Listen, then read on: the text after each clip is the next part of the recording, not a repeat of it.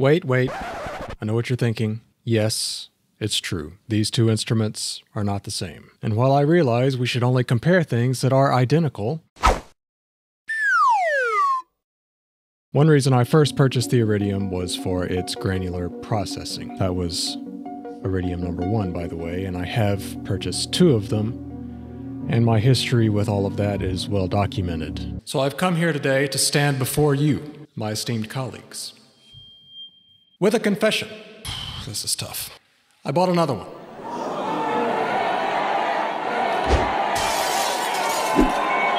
Anyway, after selling Iridium number 1, I decided to try my hand at the Mac Daddy.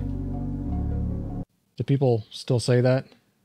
Hello? Of all granular hardware, the Tasty Chips GR-1, which I had already passed over for the Iridium once. Still with me? Good. Yes, it is true, the Iridium does so many more things than the GR-1. But today, to keep the comparison somewhat fair, we're going to focus on the granular engine of the Iridium, in comparison and in contrast to the Tasty Chips GR-1. And we're going to see who wins the granular shootout. It's maybe not quite as clear-cut as you might think, and I fully acknowledge that we are tying a great deal of the Iridium's power behind its back for this battle. So, who will win? Well, not my wallet. Of course, any sample-based instrument is only as good as the samples that you feed it. So today we'll be granulating some samples from my Rhodes GR-1, which I then ran through the Fairfield Circuitry Meat Mod, Avant-Garde Paragraphs, and Avant-Garde Ultra Shear.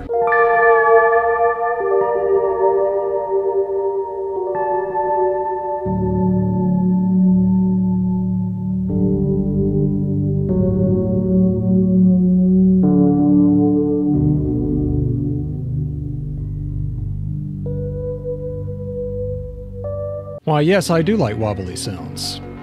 Why do you ask? By the way, you can download these samples for free through the first link in the bio if you are a fellow lover of wobbles yourself. Let's take a look first at the GR-1 because it is a bit easier to see things visually with the GR-1. And of course I can play it via MIDI, but first I'm just going to press play, which is going to start the granular engine, and we can then scan through manually or have the scan perform automatically. But first, I'm going to put on my headphones so I know what's happening.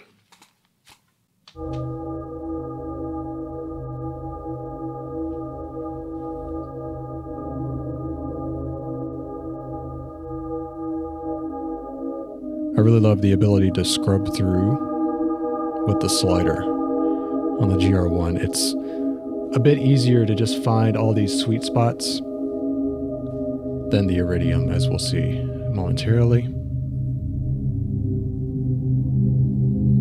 Can play with the density, which is the number of grains. Much higher density resolution, I guess you would call it. I'm not a granular scientist. The grain count I know is way higher in the GR-1 than it is in the Iridium, so that's something to consider. Grain size.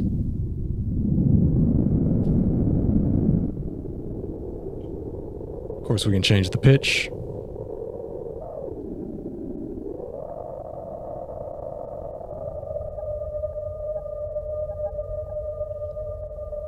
We can scan through it automatically. It's just going to scrub through the sample on its own.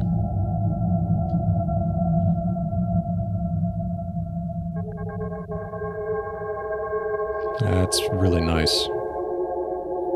We have 2 LFOs, which is significantly less than the 6 LFOs we have on the Iridium.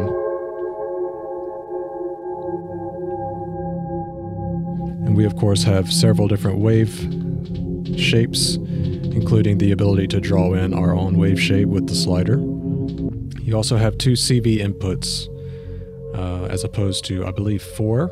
Yes, 4 CV inputs on the Iridium, so both of these can be used with Eurorack to add LFOs and other modulators.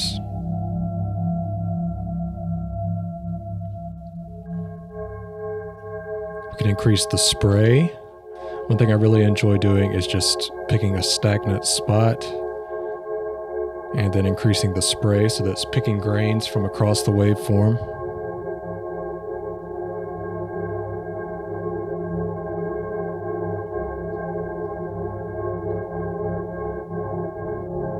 That's beautiful. We do have a low-pass filter here. That's the default effect. And it's all right. When you apply resonance, it has a really sharp peak. As you can hear, that's not even at 12 o'clock, and we're already like very resonant there.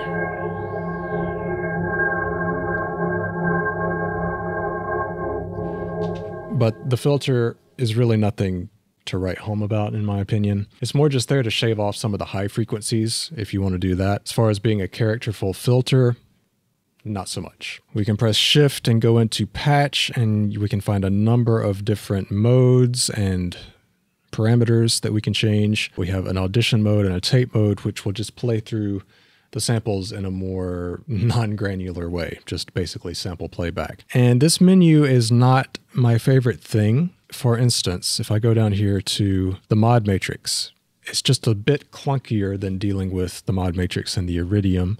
We have access to a lot of things that aren't available on the front panel, but the real benefit of this machine is the front panel. I wish that there were an easier way to assign and route things in the matrix, and an easier way to do things like assign negative values to the LFOs, which you have to go into this menu to do. And as you can see, it can be a little tedious as we're having to adjust each parameter with this one control. But again, you do have the front panel itself, which if you get out of this menu, is one of the strengths of the unit. It's very easy to navigate around these knob per function controls that you do have and just get in there and start finding sweet spots. That is the benefit of this machine. If we play the sample, we can start stacking up multiple pitch layers. So it's basically 4-part multi-timbral here, and we can pitch different intervals for the layers. And my favorite feature of the GR-1 is 4-part multi-timbrality, in that we can play 4 different samples at one time, up to 4 different samples. So to do that, let's see if I can remember this because it is not super clear. I think you have to be playing. You have to assign 4 different waveforms to these preset values. One other thing worth mentioning, be extremely careful when you're pressing these buttons because they have different functionality if you are in play and if you're not. So let's say I've been adjusting a patch, getting the sweet spots exactly the way I want them, and I haven't saved what I've done. Well, if you hit 1 then, or 1 on the bank here, it's going to default to what is already on the internal memory, which you can't overwrite. The file system in the machine is a bit tricky and difficult to get your head wrapped around. It's not the most intuitive. So my suggestion would be to set up the quick save feature, and anytime you make an adjustment to a patch, if you don't want to lose it, you best be saving it. Okay, so I'm going to select some of the other samples in this pack that I'm giving away, and we can go to patch. Let's just go to there. That's really nice.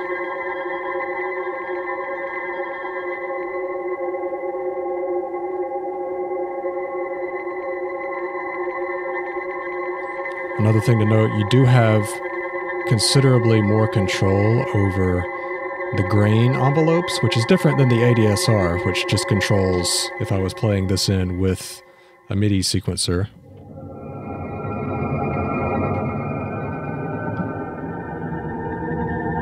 So I can have very quick. That's notated up here. This little box is for the grain attack release, the grain shape, that's what it is. And we do have a lot of control, and all of this is available through the mod matrix and available for our LFOs to manipulate, as we can see is happening here. So that's really cool. We can shave off some of those kind of harsh clicks that you can get in Granular and have those clicks kind of come and go, which I really enjoy doing. Before I get too distracted anymore, we're just going to have this play.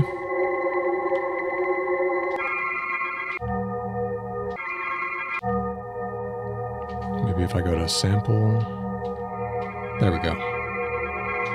Okay, so I just had to reteach myself how that worked, but yes, you have to be under the sample setting here, and then you can press Shift and it will insert up to 4 different waveforms that you can mess around with, and that's really cool. You can find some interesting textures that way. So we can control which MIDI channels affect which waveforms, and that's also really nice. It took me a while to figure this out because I'm dumb, but yes, you use the knob to select which parameters you're controlling. You can see that lights up which waveform the front panel has control over.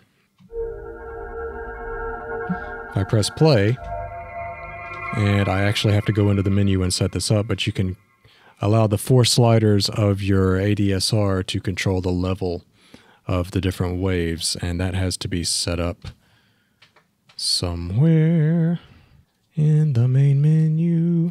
It's in here, I promise.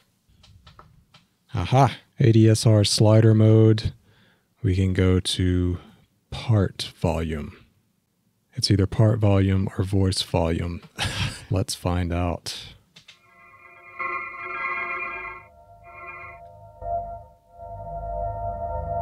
Yeah.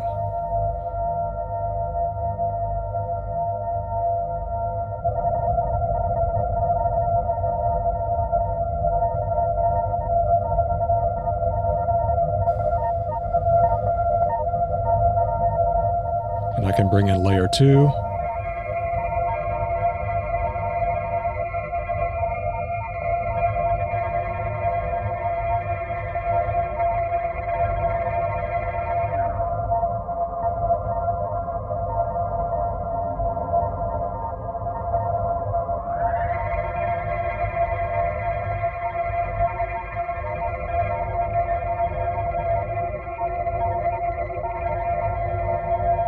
And whichever voice is selected, I can play.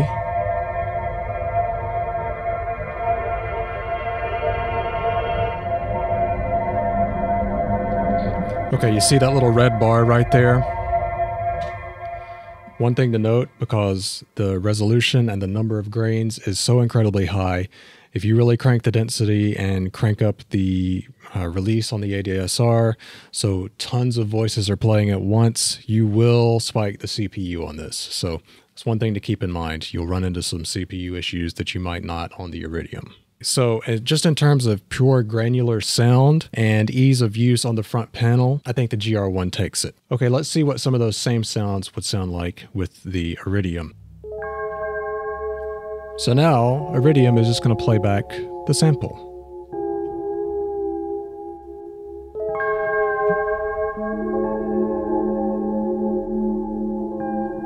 This is how I typically play, by the way. It's an interesting technique that I've developed. So that's really nice and everything, but we're interested in granular mode.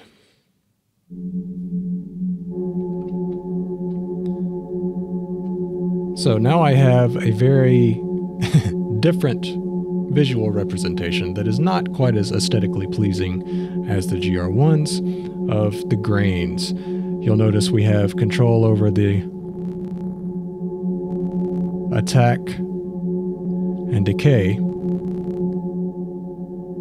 of the grains, which is modulatable to the mod matrix, by the way, but it's not quite as interesting as the side, tilt, and curve functionality of the GR-1. Grain poly, that is the number of grains that we have happening at once, and you'll notice we only have 8, as opposed to, I think you can have up to 128 grains at one time with the GR-1. That's a lot of grains. I'm going to make it wide.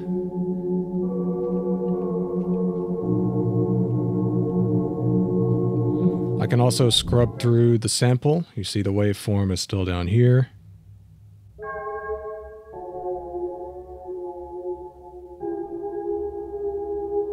I can have it travel by itself. just like the GR-1. Can change the grain length.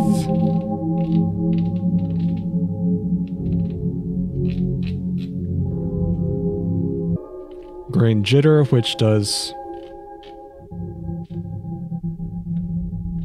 something weird.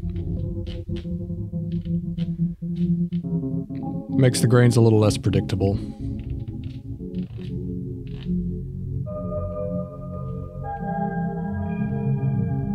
We can also have it travel in reverse, just like we can with the GR-1.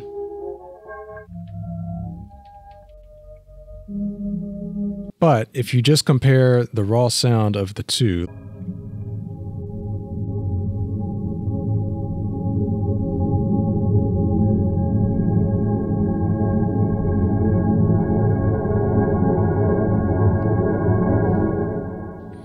I think the GR-1 just wins, just in terms of pure sound quality. But the strength of the Iridium lies in the modulation matrix and all the modulators that it has. The effects, much stronger on the Iridium. We do have several effects over here in the GR-1, but they are not as extensive, and we can only use one at a time. Whereas with the Iridium, we have 5 effect slots that we can use. We can modulate the parameters with the mod matrix, and they're just better quality effects. The GR-1 doesn't need effects quite as much, so it's not a huge issue because we've talked about the sound quality just being of a higher resolution with the GR-1. So that's just a couple things to consider. Back to our Iridium patch.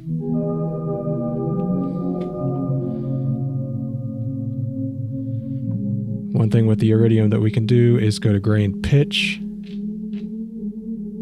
and have it be kind of random. We could have that set up through the mod matrix to be affected by any of the modulators we have.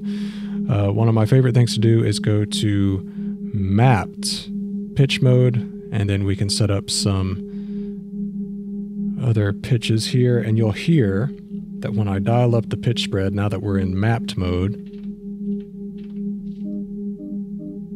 now it's going up 7 semitones, which is a fifth. And if I go over a little further, it'll get to the octave.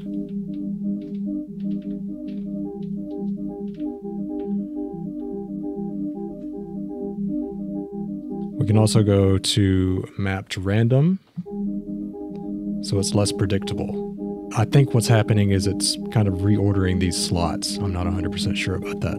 That's what it sounds like. We can also increase the position jitter, which is not visually represented here, but as far as I can tell, it's similar to the spray function over here, where it's going to pick grains from across the waveform. Not really as noticeable or as drastic as the spray effect over here, though. So I've talked about the modulation within the Iridium being its powerful feature. So let's get some things going here. I'm going to set up LFO1 to adjust the parameter 1 length, excuse me, the particle 1 length.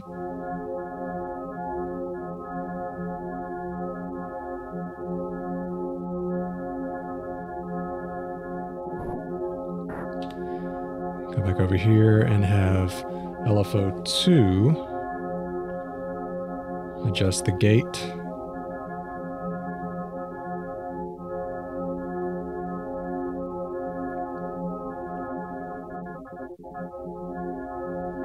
How about our complex oscillator?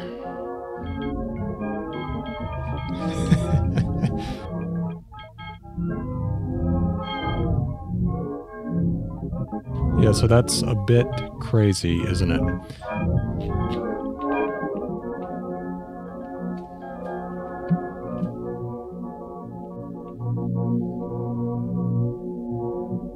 Now it's being very subtle. I mentioned that we could change the P1 attack.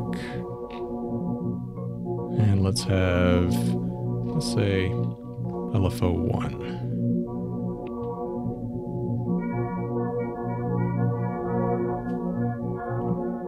That's how we can kind of get things moving, and that's what we have to do to make the Iridium's granular engine even as remotely as interesting as the GR-1 just kind of naturally does things. But the like superpower of this synth is we've got 3 oscillators here, which means we have 3 granular engines that we can use all at the same time. With that in mind, I'm going to load up another sample.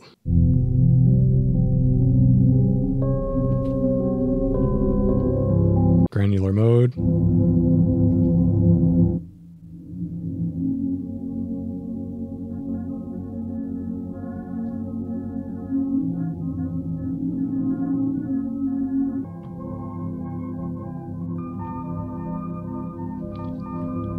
It's all about finding the sweet spots that work with each other.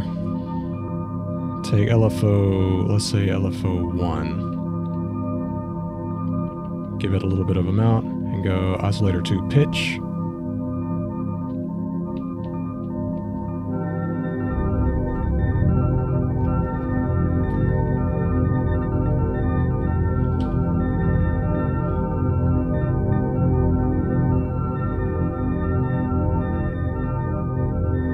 So that's pretty nice.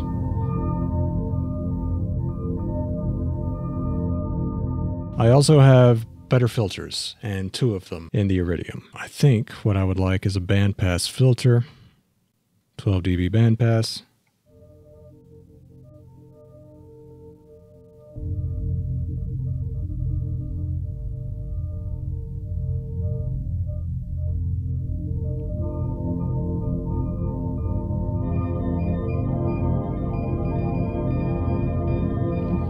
So that's using 2 of our 3 available oscillators. Let's see what we can get going in oscillator 3. I don't even remember what these samples are, but hopefully these will work together okay.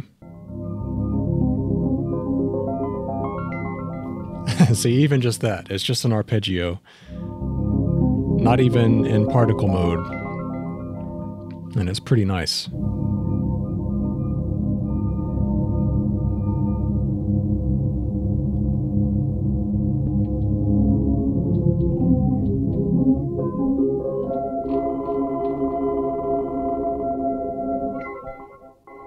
Let's modulate the length. Let's go.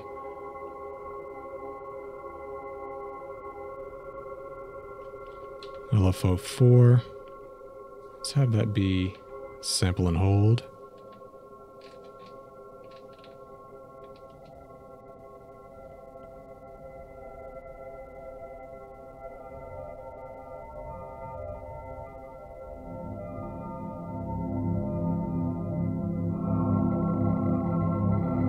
That's really nice.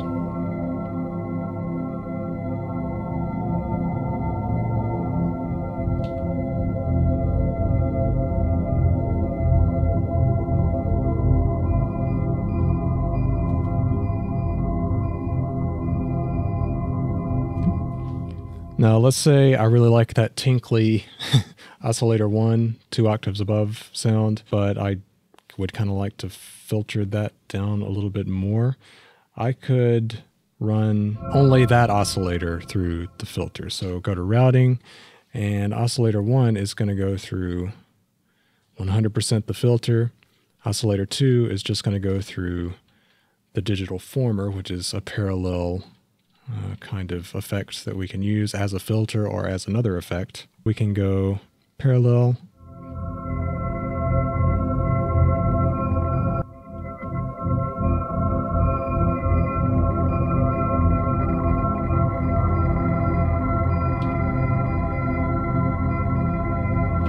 So we've used 0 effects so far. We're really not using the digital former, which I like to use as just a little bit of a drive. Let's see what that sounds like.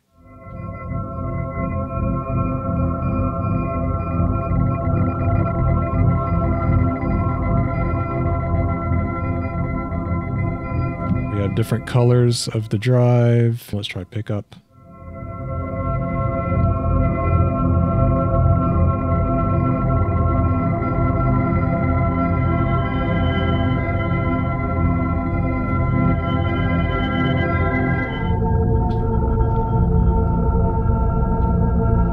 How about a delay?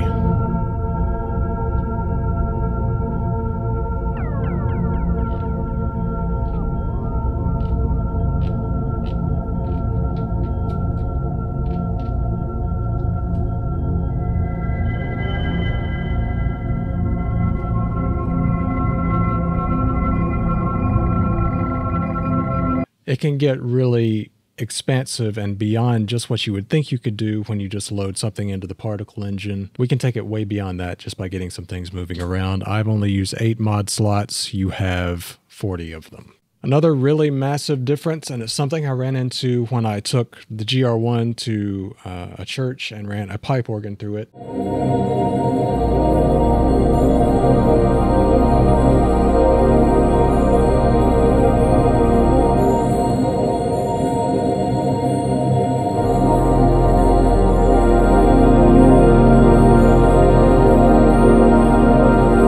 Is the fact that there are no audio inputs on this device. There are audio inputs on this device, and you can do live granular processing through it. You can work around that by using a class-compliant audio interface, but that is just another thing to have to carry around, and I don't really like that. I would love to have audio inputs on this device. I know there's nothing they can do about it at this point, and maybe it's being a little bit picky, but it's just something that kind of bugs me about the GR-1, and it's nice to see on the Iridium that you can live sample into the thing and get it into all of these incredible sound shaping modulation devices that you have here. Another thing that we didn't touch on is multi-sampling in the Iridium, which you can't really do multi-sampling in the GR-1. You can do 4-part multi-timbral, but not multi-sampling. And then you can also run all of them through the Granular engine, which is super powerful. And honestly, I haven't even explored that to its full potential yet, but I do plan to. Overall, the real power of the Iridium, as I have mentioned before, is the ability to combine all of these types of synthesis, FM, resonator, waveform, granular, in one box. It can do so many things, and it's really good at all of them. Maybe not as good at each one as something like a specialist like the GR-1 is at its one thing, but it is nice having everything all in one package over here. So, who's the winner? Well, it's kind of up to you. If you just want a great sounding, incredible, granular playground that is really good at knob per function stuff, a little finicky in the menus, but once you kind of get the hang of it, it's not a huge deal and just sounds incredible. I would compare it to, like, it's hard to make a Moog sound bad. You know, the filters and everything just sound so good. Maybe that's not a great comparison because this filter doesn't really sound that good, but you know what I mean. You get sounds into it and you start doing the thing that it does, and it just does that thing really well. The Iridium is going to make you work a little more to get good, interesting, expansive, moving, granular sounds out of it, but it is possible to do, and you can mix and match all the things. I've already said all of this. So I hope in making this video, which is really kind of the video that I wish had been around when I first purchased the Iridium and was kind of looking at the GR-1 as well, hopefully it'll inform you a little bit more on how they each handle granular synthesis, and you can decide which are the most important features for you. I just made a bunch of patches with the Iridium that are available in my store. If you want to click on this video and listen to a bunch of those, they do utilize the Granular engine pretty heavily because it's one of my favorite things about this instrument. So check that out and give this video a like if you learned anything, subscribe if you want to see more, and I'll see you the next time I set up all my cameras and record something.